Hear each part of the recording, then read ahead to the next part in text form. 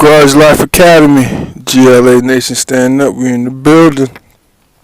We're gonna get straight to it. Once again, this platform is about promoting riders, bikes, drag racing, dirt bikes, and ATVs in any way possible. Plain and simple. Now, I might do an interview, waiting for a phone call to come in. But I want to interview everybody, and what I mean by everybody, I'm talking about the man behind the scene, in front of the scenes, in front of the camera, behind the camera. You know what I'm saying? Plain and simple. If you a sideline better, I want to interview you.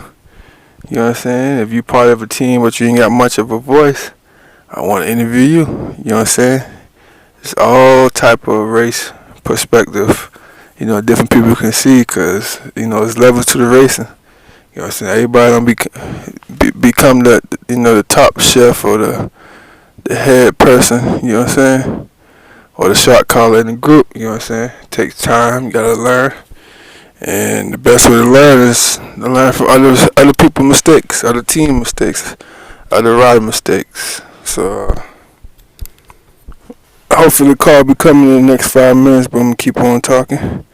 But, yeah, man, I've been the sideline player all my life, you know what I'm saying? For the last 4 years, I've been trying to get in the game, you know what I'm saying? Had the bike, had everything, just a couple up and downs, but like I said, I ain't forget.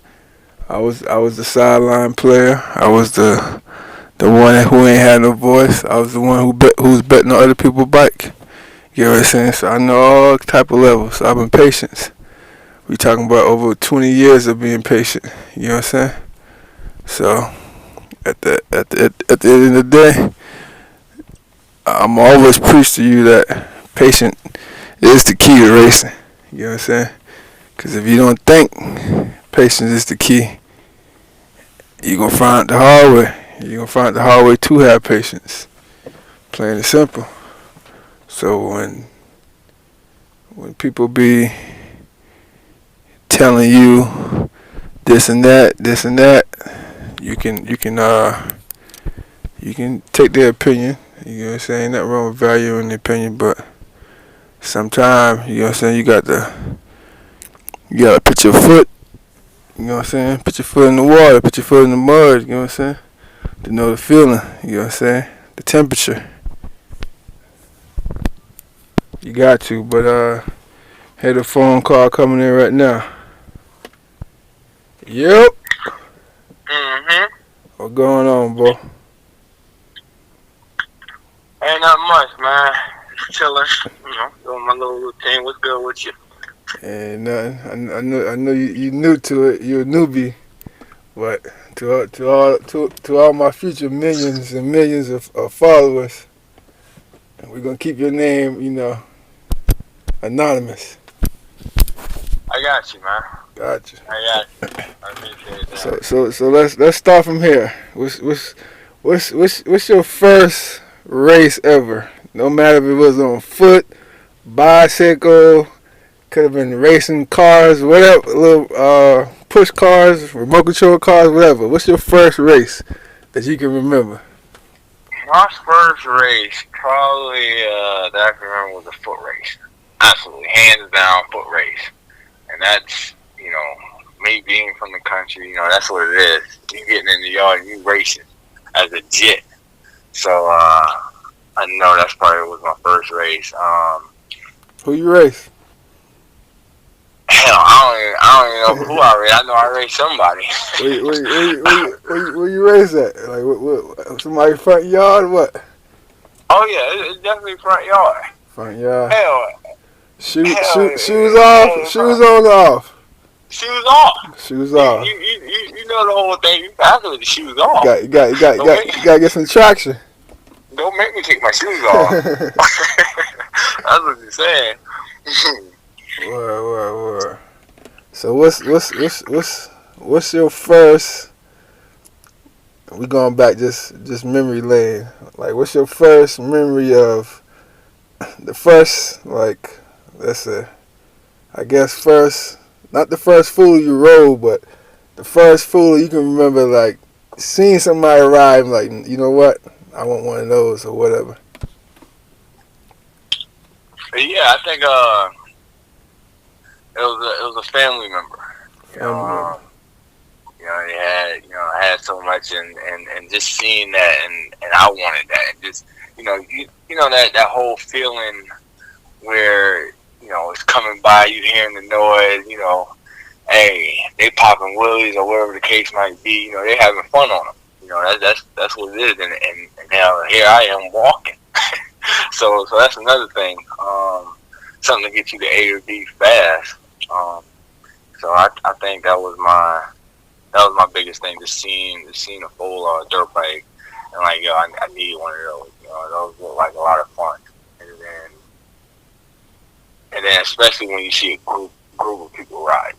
You know what I mean? Yeah. You're not just riding by yourself; you're riding with a group of people. I think that really. When they pass you on the bicycle. Oh yeah, you looking, cause 9 times out of 10, everybody did it. What you did when you had your bicycle? You get a can, you ran over the can. Yep. Now your bike making the noise. Yeah. You right there.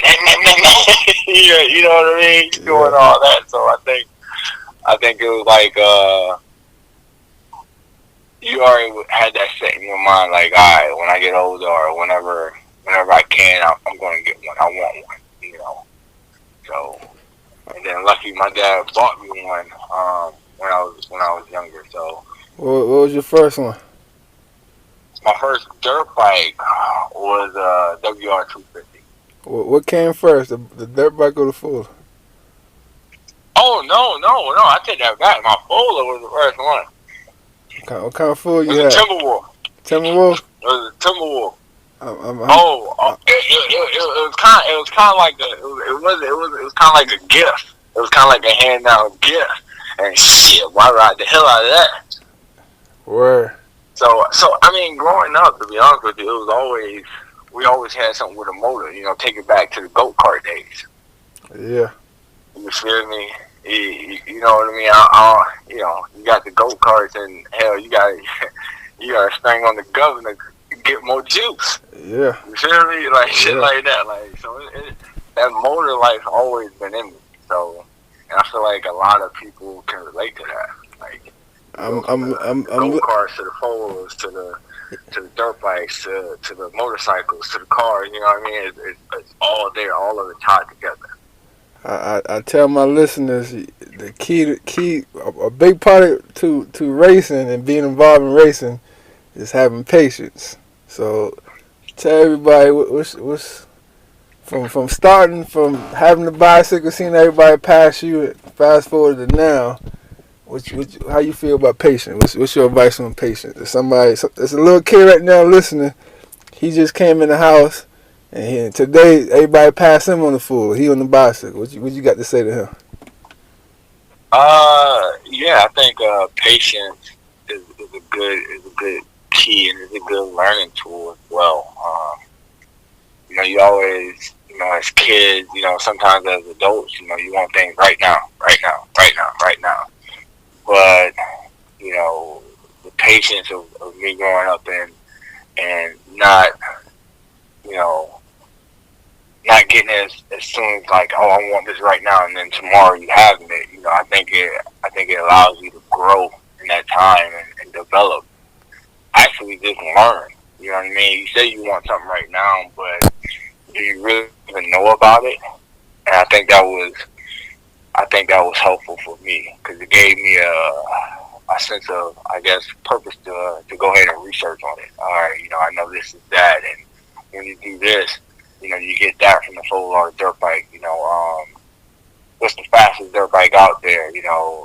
What kind of upgrades can you do with it? What kind of little tricks can you do with it? Tires, just learning the little nuance of of that machine that you're about to get or about to purchase. So I think patience play a huge role in that. If not, you just get something and you really don't know what you got. You just know you got a foal or you got a dirt bike. You really don't know what you got. You don't know how fast it is. You know what I mean? So Yeah. I think it's good to have some type of knowledge on it. I think patience is a good learning tool for that. One thing I learned about patience, just seeing over time. I know a couple of people that had a lot when they was a kid. You know what I'm saying? Yeah. They had this and that. They had more than enough to ride, but you know, as they get older, they ain't got half of what they used to have. You know, the situation be different. So sometimes you gotta be patient. You might see somebody who got it now, but a couple more years, they might still have that same old thing. You know what I'm saying? So. Yeah. And you never know. You know, patience. Also, like you spoke on that, like it also helps you appreciate things more. You know what I mean?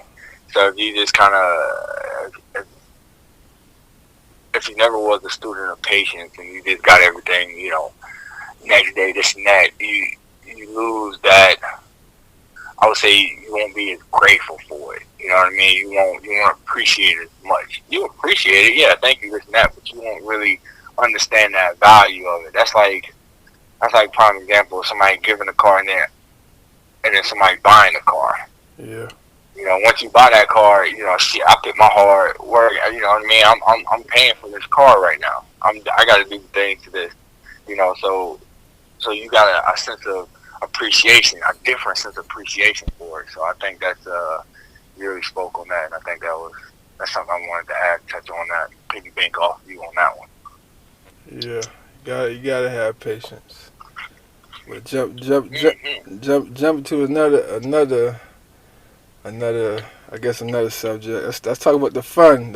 After you done been patient for so long, let's talk about the fun side. The fun side of when you wake up, you can ride this and ride that. Let's talk about that. You got That's the beauty right there, man. Yeah. That's what you want to get to. That's when you want to.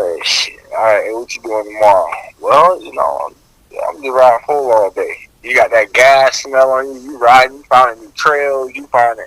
You know what I mean? You can do what you want in that sense. You know, that's a beautiful thing. Especially if you can choose what you want to ride. Yeah.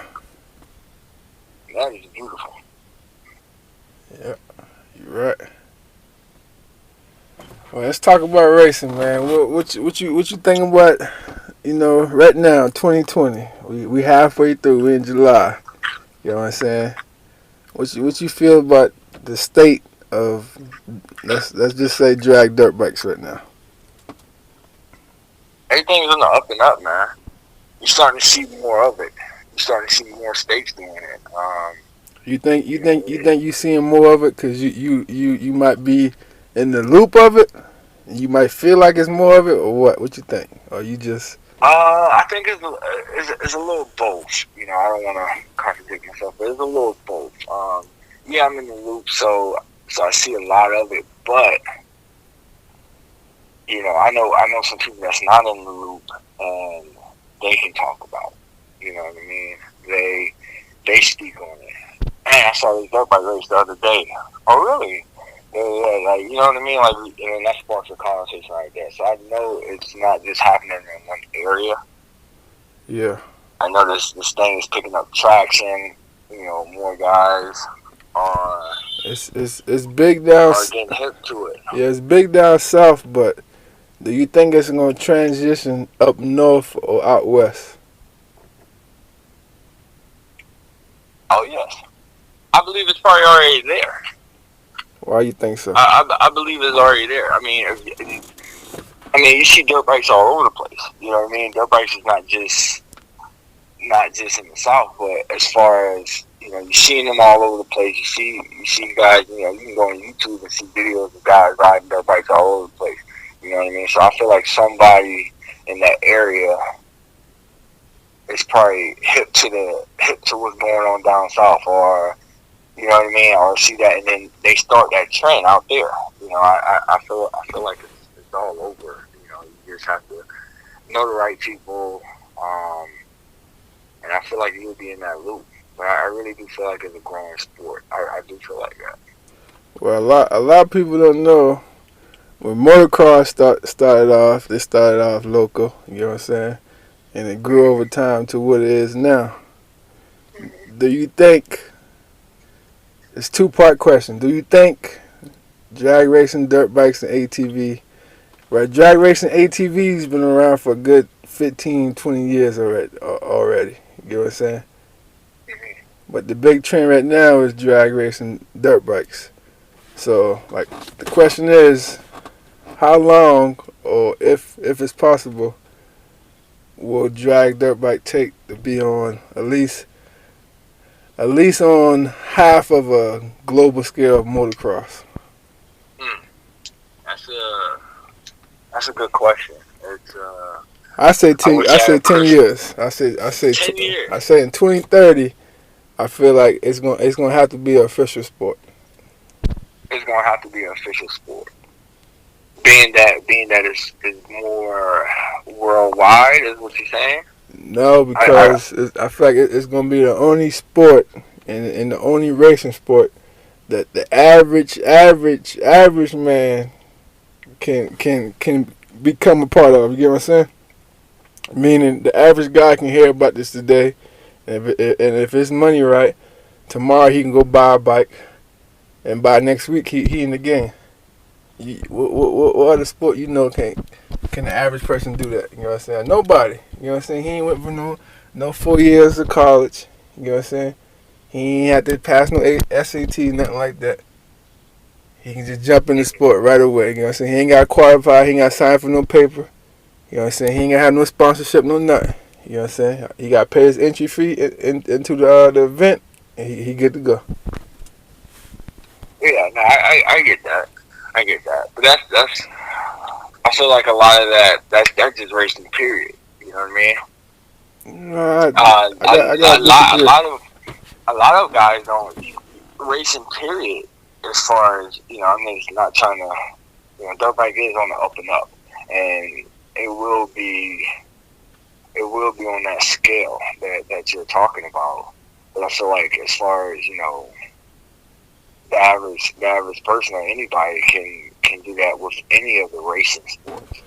I doubt it. Not NASCAR. I mean NASCAR. You got to do whatever you got to do to get into that. But as far as drag racing, you know what I mean. You can have an old car out back, and you can start working on that. But you confusing. Now you got a drag car. You confusing just a grudge race with something official. You know what I'm saying? Right now, what we do right now is unofficial. All we doing drag racing. You know what I'm saying? It really ain't no structure. Ain't no championship. Ain't no standings. Ain't no point systems or nothing like that. People just racing, grudge racing. You know what I'm saying? No, absolutely. That's how go ahead. So you think in 10 years there's not going to be grudge racing? It's going to be more than that. It's going to evolve more. I feel like in 10 years, I mean, it started in the streets, but I feel like in 10 years, it's going to be so popular, and these tracks, like, over the last 100 years, all they had is cars and motorcycles, you know what I'm saying, and really for events. And people getting tired of seeing cars and go down the road and stuff like that. Sometimes it is fun, sometimes it's not. But every once in a while, you got to have something to throw in the mix. And I think over time, the more people get involved, the more bigger it become, where you won't have to race nobody on the track. I mean, nobody on the streets. Because every day, the track would be open. They'd be more acceptable. You know what I'm saying? Right now, you got certain tracks that's only allowed. Some tracks do it just for the money. You know what I'm saying? Mm-hmm. So I agree with that. I feel like this is the only sport. You said other sports. I can't even think of no other sport you really can buy something today. I said next week, but really you can buy something of that same day and hop in the game. Yeah. You can't do that with no other racing sport. You can't do that. You know what I'm saying? You can always say drag racing, but can you really buy a car and go out there? I mean, yeah, you can, but are you? can. But I feel like Not all saying you, you're gonna win, huh? but you can. I said not saying you're gonna win, but you can. Yeah, but I'm just saying, like, I think we missing the whole point of the question. Like, official.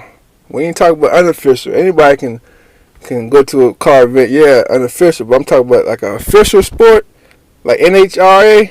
You can't just Yeah. buy a car tomorrow and hop in that. There's politics in that. Yeah, it's whole guidelines and steps that you have to take You know what I'm saying? to get that. It's NASCAR. You know NASCAR. It's politics. What other racing sports? You know what I'm saying? Track. You dang sure can't just come up there and think you about to. You know what I'm saying? It's qualifying. You know what I'm saying? So, like you said, well, name the sport that you can hop in the same day. So in 10 years, do you believe that everyone will be on the track? Huh? So you saying in 10 years, you believe everyone will be on the track? This sport will become a sport. I feel like everyone will race on track. I feel like 10 years it won't be. I mean, the streets are already dying up because of police and the crowd and all that stuff like that. You know what I'm saying? So I feel like over time, what's gonna happen is it's gonna get bigger, and the tracks are gonna be more acceptable. It's gonna be more weekly events in each state. I feel like, and I feel like the sport as a sport grow, the average man that's in the bikes, he might sell out just to go over there and dominate. The person that's in cars, that's like, okay, well, let's try that right there. Like I said, anybody can try. The average person, it could be a man watching it on YouTube. He said, you know what? We're gonna buy a bike tomorrow. We're gonna find a rider. We're gonna start going to the events. You know what I'm saying? Easy as that. Yeah. I like that. I like that. I yeah. like where you headed at, and I agree because that's a common ground. Yeah. I like the idea because it's a common ground. Yeah. There's no advantage. I mean, everybody's on the track. You're on the same track. And not, oh, I'm coming to your hood. I'm coming to your spot. You come to my spot. No, we going to this track. A location that's available to everyone. I think that's going to be huge. I think that's going to play a huge role in things. I feel like a lot of people like that, and you know, I'm excited for what's to come. You know, like you're saying, it's steady. It's growing. You know, each year it's growing more and more. You're starting to see more bikes. You're starting to see, more people looking for the bikes to be out there. You know, so it's definitely on the right track. So even to get on Street Outlaw, you got to go for goddamn qualify. Yeah. They do their little secret qualifier because you just ain't gonna let anybody come on the show now. That is true. So that's what I'm saying. Just the having the ability to hop in the game in less than a 24-hour period, and I think that what's gonna keep the sport, going. And when the sport get bigger, like I said, people still can race on the street, but that's where, like, we gotta evolve. We got to evolve into like a brand, not a brand, but like just like official, man. It gotta be official. All the other street stuff, it gonna come with it. You know what I'm saying? You got the NHRA, then you got the streets. You know what I'm saying? So whatever official drag thing we gonna have for the dirt bikes and foolers, we gonna have that. Then whatever's on the streets, it's always gonna be on the streets. But we can't let the sport die. I feel like that would happen with drag ATV. I feel like that was the thing at one point, but it just died out. It didn't evolve. You know what I'm saying? Nobody try to take it to the next level. Nobody try to organize nothing. You know what I'm saying? Throwing an event is different from saying, all right, we gonna if we got 100 bikes out here, then we got 100 people in the system where you create something. You know what I'm saying? You do a big shootout or to find out to rank the bikes, and after that you go off standings for the rest of the year, whatever. I don't know. You gotta have some kind of structure. You know what I'm saying? Yeah. And Yeah. No, I get that. and we just keep on people just building bikes and racing that person or going to that event. I mean, it's gonna get tired because ain't no goal, ain't no Super Bowl, ain't no championship. Everybody feel like they the fastest, but who really the fastest? Who the number one man is? You can go on Google right now. You can find out the number one football player, basketball player, drag racer, NHRA, pro stock, funny car. They got all the stats, but we ain't got no stats. We got he say, she say. And what happened? Like somebody will come up with that. You know, like you said, you brought up a good point. Like it's no standards. Like that would be great. You know, you hosting an event and you have these bikes and you already have everything already mapped out. You create a tournament. I think that's the first step. Yeah. Make it like a tournament. Hey, this bike is racing this bike. That bike is racing that bike. Whoever wins race that bike, and then keep it going. You know what I mean? And I think you will definitely see it grow even faster because it's not a guessing game anymore. It's well, we already know who's racing. Yeah. You know, we already know who's racing. We already know that bike beat that bike, and now he's racing this bike. And each week as you go on, you know, more people are going to start to watch that. More people are going to start to come out because they want to see what's going on. And I feel like that's how you started. I think right now, I don't want to see 10 years of a lot of events where I see over the last 2 years, they taking a lot of people money. The average person that just want to come and ride their bike down the track, which ain't nothing wrong with that because they add to the sport. But we got to have some structure because you just can't bring your car. Like I said, that's the difference from unofficial and official. You just can't bring your car to an NHRA event and think you about to shake down on that track. No, when you step on that track, you're racing. You know what I'm saying? Yeah. So that's the way I feel like we got to start having structures. And these people who throw these events got to start having. You got people out there for 8 hours and it's only what 6 dirt bike races or altogether 10 races, if that. Come on, man. Yeah, and in that sense, that's just a waste of time. Yeah. That's one thing we don't get back. We don't get time back, and I feel like events like that. I'm not knocking anybody's events. You know, I support all these events. You know, I like what you're doing. I like what's going on. Criticism is different from you're helping the culture. Yeah, but you're helping the culture. But I get what you're saying on the whole. You know, you have an event. You got to have some races lined up. Yeah, but you make a card.